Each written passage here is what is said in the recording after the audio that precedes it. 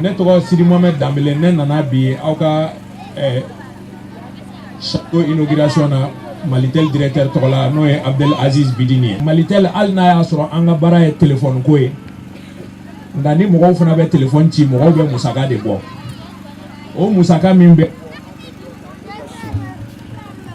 taa o musaka de la ka nin baara ninnu kɛ o ye baara jumɛn ye mois d'octobre la an bɛ dɔgɔtɔrɔso équipé an mɔgɔ lujuratɔw dɛmɛ nka ne ma kibaruyaw ɲini ka kɛrɛfɛdugu n'a a nɔngadugu ni jiko gɛlɛya bɛ minnu na ka se ka a lajɛ ka foragew kɛ pour que ka se ka olu ka jiko nɔgɔya o de y'an se yan bi. Ne ye Layi Saka Jire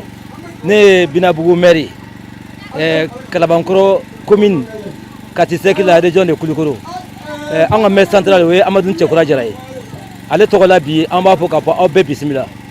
an nisɔndiyalen b'aw bisimila k'a fɔ aw bɔra ka so aw nana ka so anw ŋɔni dɔ de bɔra anw sen na bi ŋɔni min an yɛrɛ tun t'a bɔ cogo dɔn an b'a mɛn ko Malitel ko sababu ɲuman ye Malitel de ye Malitel an y'a mɛn ko Malitel proche de vous Malitel proche de vous an b'a sɛbɛnni an b'a slogan ye mais pour nous slogan don slogan min y'a bama la a bɛ dan yɔrɔ dɔ de la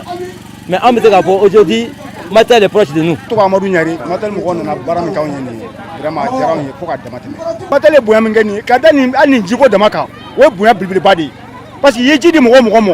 i y'a tigi i y'a fɛn bɛɛ b'a ka tigi ye i ye fɛn bɛɛ ka tigi ye ji gansan a bɛ diɲɛ fɛn bɛɛ ɲɛ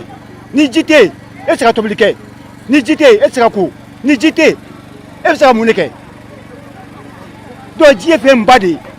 ji ye ka kɔrɔ ni diɲɛ fɛn bɛɛ lajɛlen ye donc ji ko o tɛ ko ni fitinin dɛ vraiment an bɛ Malitel fo k'a sɛbɛkɔrɔ fo a ye min kɛ nin a diyara n ye fo ka dama tɛmɛ. Ne ye Chata Jarasuba de Madame Doumbia Chata Jarasuba Binabugu a kɔni ye ji d'an ma ji ko diyara n ye a bonyana ma ni tilema yɛrɛ bɔra don dɔ denmisɛnninw tɛ ko o kubali bɛ si o de ka ca ne mɛn ko muso ji don ne mɛn ko cɛ ji don awɔ ne mɛn ko saniya fana ji don i bɛ to duman tobi ji de don dɛ i bɛ naaniman to ji de fana don a y'a faamu ji ko diyara n ye a bonyana ma ani cɛ ani baraji. Madame Kulubali Marietu Tarawele gɛlɛya kun man kan dɛ ne ka denmisɛnninw 22 heures 23 heures b'u sɔrɔ digɛnda la ji t'a la